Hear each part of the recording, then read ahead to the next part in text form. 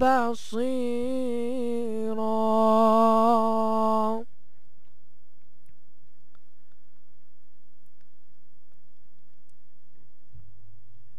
MashaAllah, MashaAllah.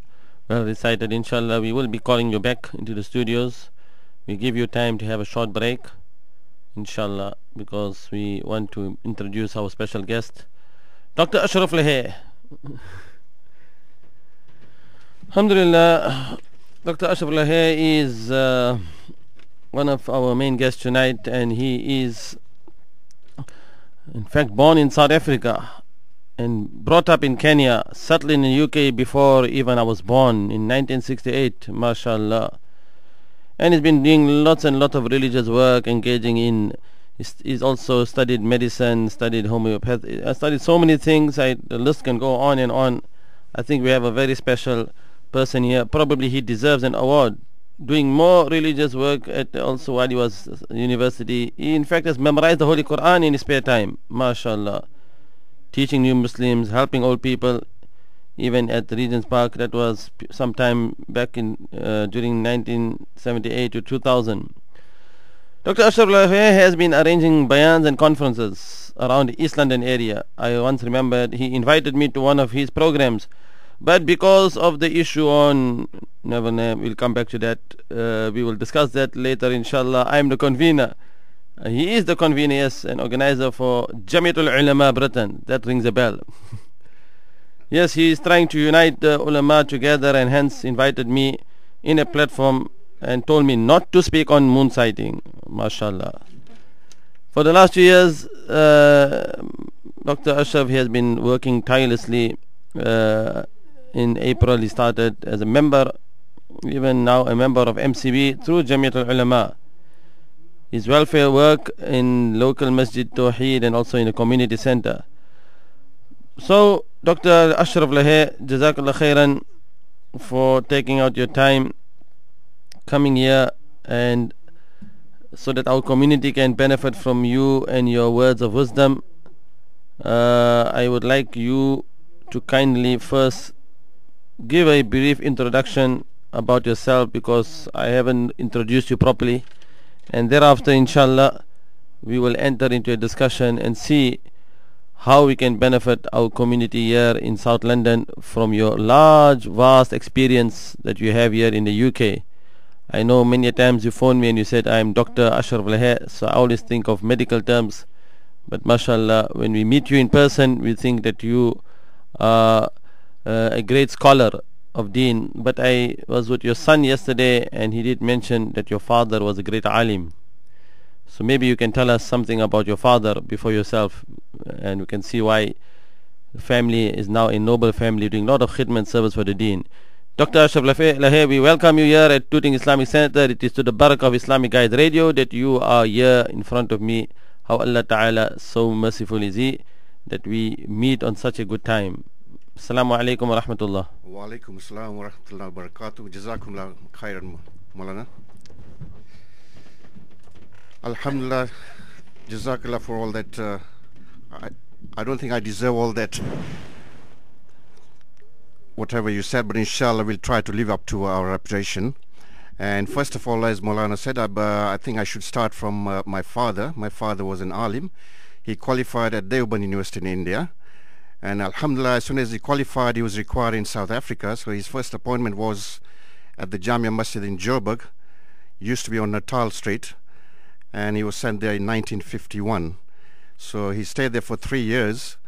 And then after that, he was required in Kenya, Nairobi. So they summoned him from South Africa. So he ended up in Jamia Masjid, Nairobi.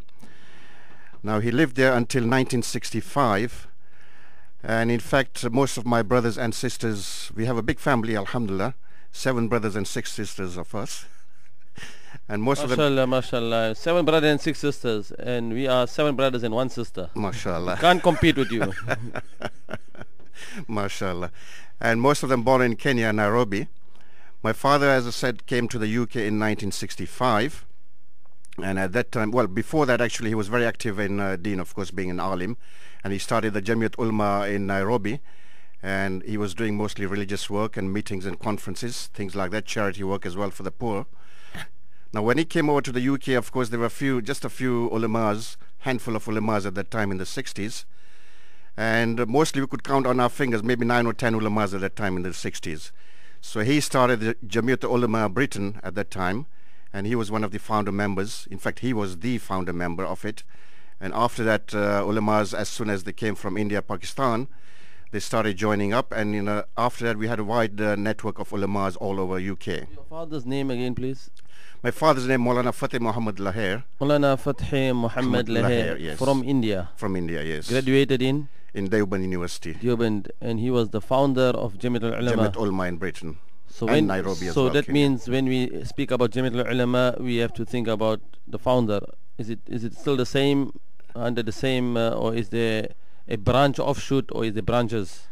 Unfortunately, ever since he passed away, as usual it happens, there are 3 branches to that branch now, original one. So you are from which branch of the The original one, which my father founded. Mashallah. Yeah. Okay. So we try to do whatever work he tried to do.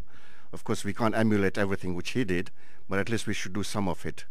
So, inshallah, I mean, as a founder, I'm sure of the Jamiat al-Ulama here in Britain, I'm sure he must have had a lot of challenges to establish a body of ulama, and maybe you can also expand of looking at it during so many years have gone by, and your experience and your life that you have spent in the UK. What changes do you see at the time of the establishment of Jamiat al-Ulama, and right now, over those years? Is it have the same vision, same goal, inshallah? I think the vision and the goals have changed over the years. As you know, I mean, time advances. So during the time he founded the Jamiat, it was a very, very difficult situation.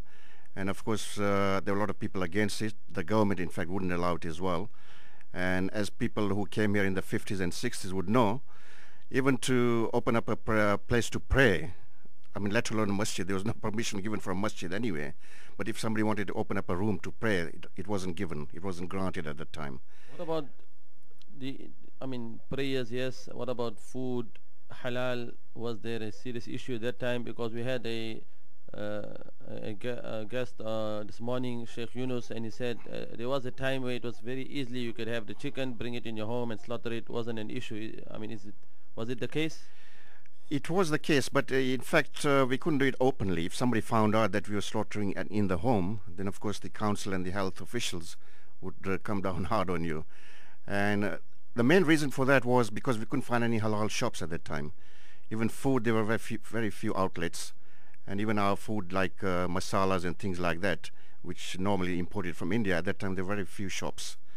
And it was over the years, as I said, in the 70s, people started coming here and opening up halal shops, halal butchers, halal supermarkets, and so on. And after that, things got easier. But in the 60s and late 50s, it was a very difficult situation. So it was at this time that, as I said, we faced all this. And don't forget, at that time, the winters were very severe as well. So there was a lot more snow than what we have now.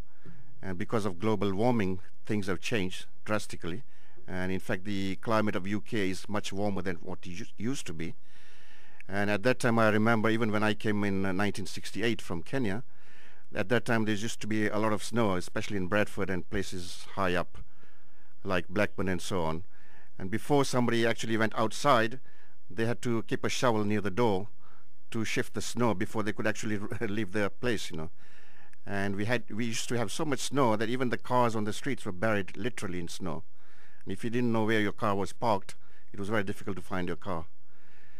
So at that time, as I said, it was at this time which things, as I said, Islamically, nothing helped the alims at that time, the ulamas of that time. And my father had faced a very, very difficult situation, very, very difficult time. But luckily, he had some ulamas from India, Pakistan, who were there, and they supported him. And gradually, they built up this organization, Jamiat Ulama. And up to, alhamdulillah, I would say in the late 90s, so that's almost 30 years, it was very, very strong, and it was the only organization in the UK for ulama. And they used to do various work, dawah work, of course, moon sighting work. They used to get the information. You mentioned something about moon sighting. Yes. So that means there was a body of ulama already dealing with the issue on moon sighting. It seems as if though, then why are we struggling here if the issue was already dealt with? We're supposed to be following our elders and predecessors. Why we are engaging and again doing what the work of the ulama? Have you set already the criteria, the Jamiatul Ulama? Because really, we really would want to see one body of ulama coming on one platform with one moon, one Eid, one ummah. Yes, alhamdulillah, at that time there was a criteria set. In fact, it's still in the archives of the Jamiat library. So if people want to refer to it, they set the various precedents which need to be followed before getting the information. And they had, at that time, they had an arrangement with the Moroccan authorities, Islamic authorities, by which if the moon was sighted in Morocco, they used to have the ulama from there confirmed over the telephone to the ulama here, and then we used to announce, my father and his organization used to announce whether moon has been sighted, and we used to follow that. And in fact that went on for a number of years because the information was quite reliable from Morocco. But unfortunately, and still is, mashallah. It still is, but unfortunately over the years there have been some factions over there as well. And in Morocco, as far as I know, the main Islamic organization has split up into two different factions as well.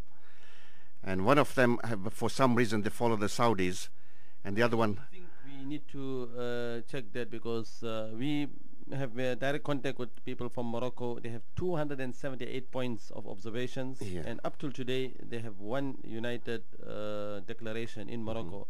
Probably there was a time maybe during that time, but as far as I know, in the last 20 years there's no issue on the reliable observations on sightings from Morocco.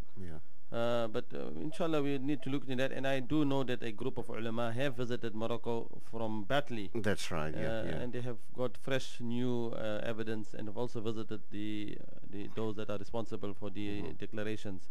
So what I mean, it's quite interesting that you brought this point, because I believe you have a friend here in South London, Brother Yunus Bobat. Yes, I do. So that's quite interesting, because yesterday Brother Yunus brought me an article. He was in Saudi Arabia for Umrah, and it's dated Wednesday, February 15th, and it is found in the Arab News. It is an article which says Makkah meet calls for panel to unify lunar calendar. Quite interestingly, in the article it says, a conference of experts in Makkah has called for the formation of a committee of astronomers and Islamic scholars that would try to unify the beginning of lunar months in Muslim countries. What it really means, that they are aware that there is an ongoing issue and a problem, and effort has now opened up a dialogue to meet with the astronomers, which was not the case before. So, but there is one paragraph which reads, however, the conference said that Islam has no objection to making use of modern technological means to sight the moon. It pointed out that air pollution as well as an increasing number of aircraft and satellites have made it difficult to sight the moon with the naked eye. This is very recent. So alhamdulillah, we do hope and pray that if now there is a great chance that they are going to listen to the people who are the specialists in this field. Inshallah. And that is why, when we spoke about the 101 inventions, there is a book by, I'm sure you're aware, that's right, the Muslim Heritage, in the beautiful detail about Islam and astronomy and all. Anyway, this is another topic on its own, but it's good that you can give us some feedback, because given that you are from Jamiat al-Ulama and your father is a founder of it, what advice is there, given that we do have a problem in the UK with these two different dates? We have Wifaq Ulama, and then you have Hizb Ulama, and then you have different and then you also have the Barelvi community, and then you have the Deobandi school of thought. So there is, and there has always been, the case of two Eids in the UK. So with your knowledge and experience, obviously, what is your advice on this issue?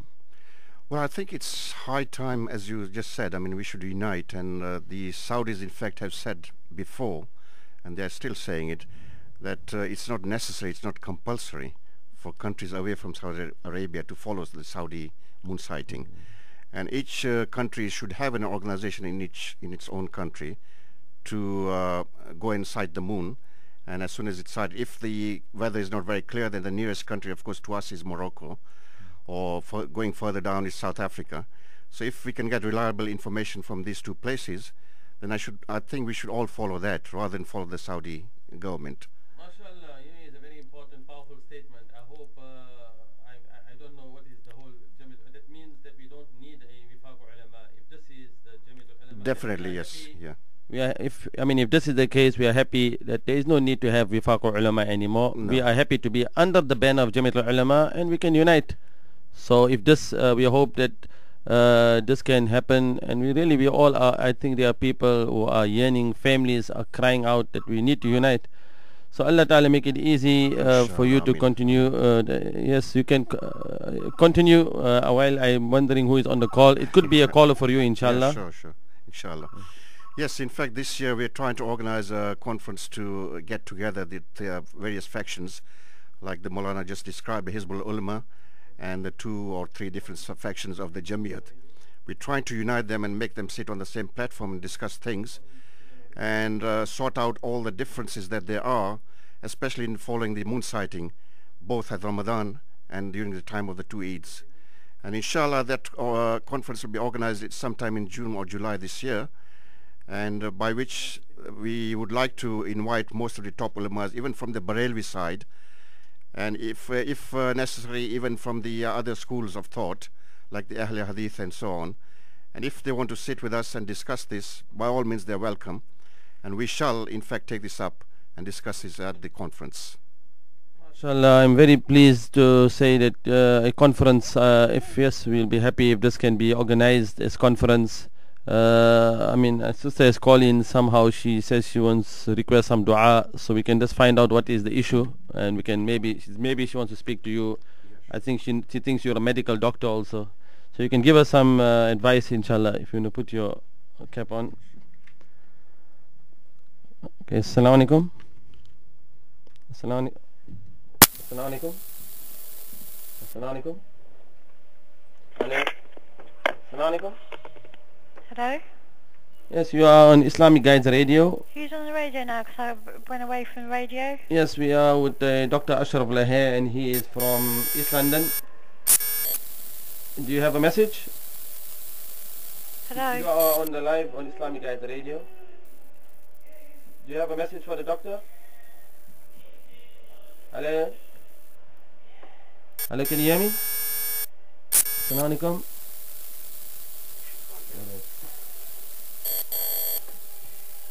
Okay, sorry doctor, she wanted some request for some dua, but anyway, I'm glad that you have pointed out that some effort has been made, and we will be really grateful. And given that I do find that you are dynamic in your approach, that you are able to meet with any party, any group of ulama, and that is really a unique and great character, mashallah. That in itself is very amazing, and we make dua Allah Ta'ala preserve you. And so I do also, as you said, that there will be a conference. You are organizing it? Inshallah, in June or July this year, yes. In June or July. That's and where will it be held? Most likely in London. MashaAllah. We might think of a central situation like Manchester or Leicester, which is sort of halfway. Yes, it is also a suggestion that we do invite specialists in this field, and there are members from ICO project. In fact, this conference that took place in Makkah, Mohammed, he is the founder of Islamic Research Observation Project, and he was in direct dialogue with the scholars of Saudi Arabia. Yes. So probably maybe it might be useful even to have a conference, but we could have a good discussion on how to organize, who to invite. We also need to have people from the MCB and people where they have many other bodies that are affiliated to them. That's right, yeah. I think ultimately everyone wants to see a united Eid. Definitely, yes, yeah. So it is just on which criteria. That is where the unity should be. That is where discussion need to be ongoing, that we should unite on a criteria where everybody can come and celebrate the Eids. But given that we are living here in the UK, as long as it is obviously meets the Sharia criteria then of the sighting of the Hilal in our country, I think there shouldn't be a problem with that. Dr. Ashraf, do you have any other important advice? I do know that you also do a lot of work for the elderly.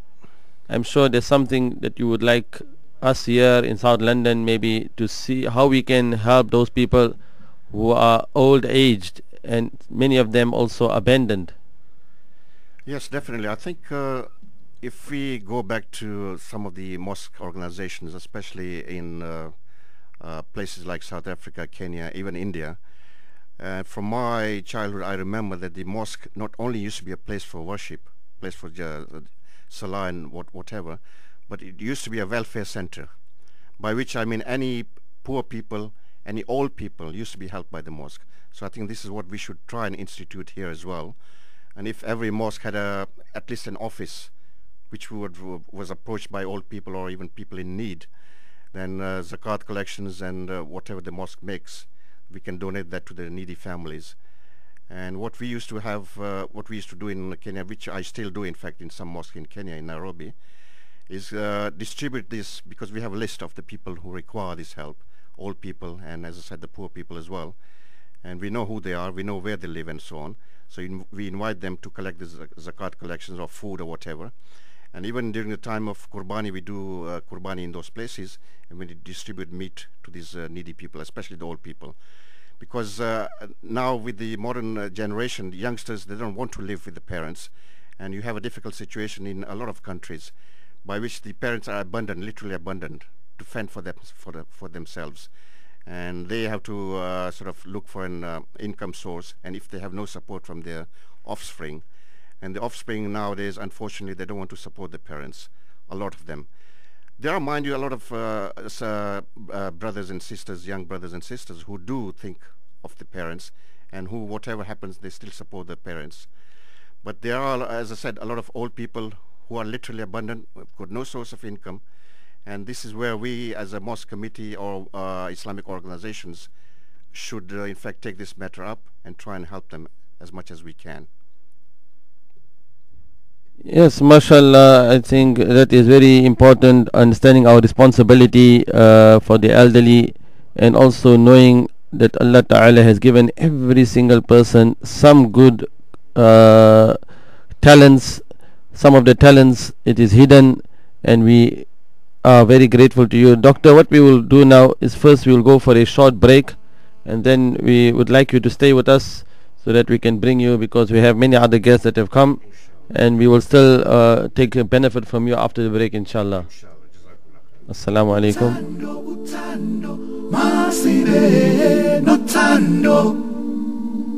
What we need is love, love,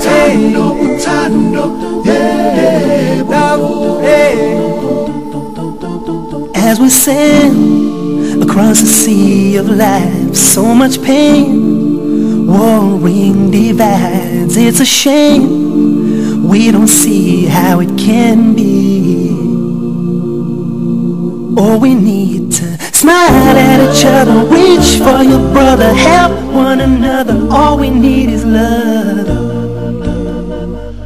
Oh, we need to honor our mother, shelter our sisters, all to existence. God's help will come from up above, but first we need the love. Love, we need love,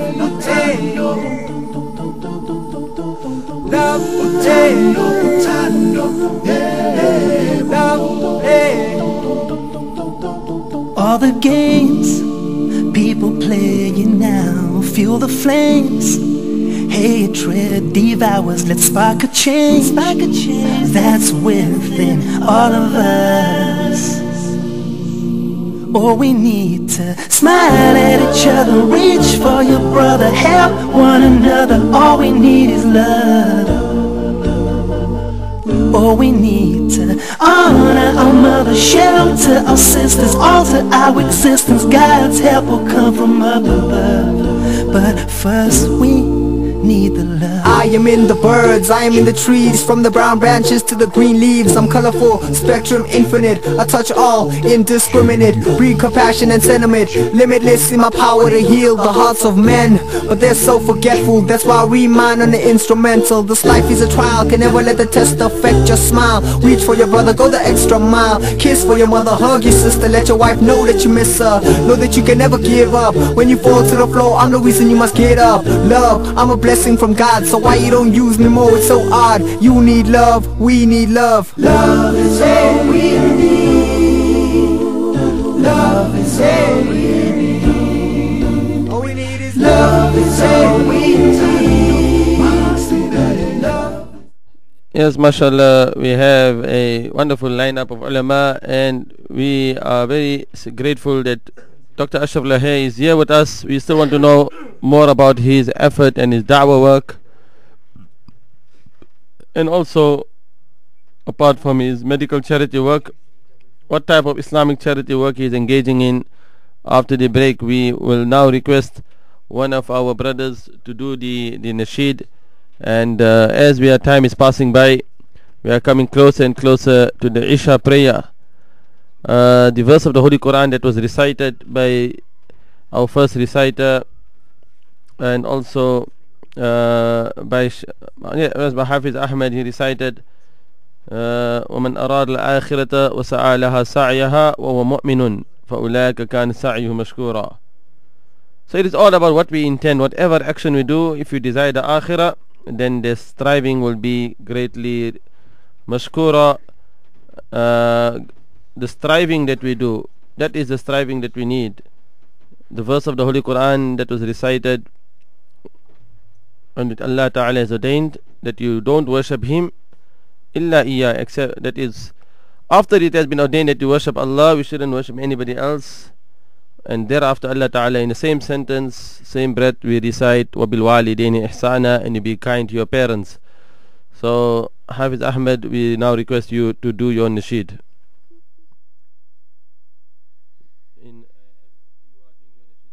Yes, inshallah.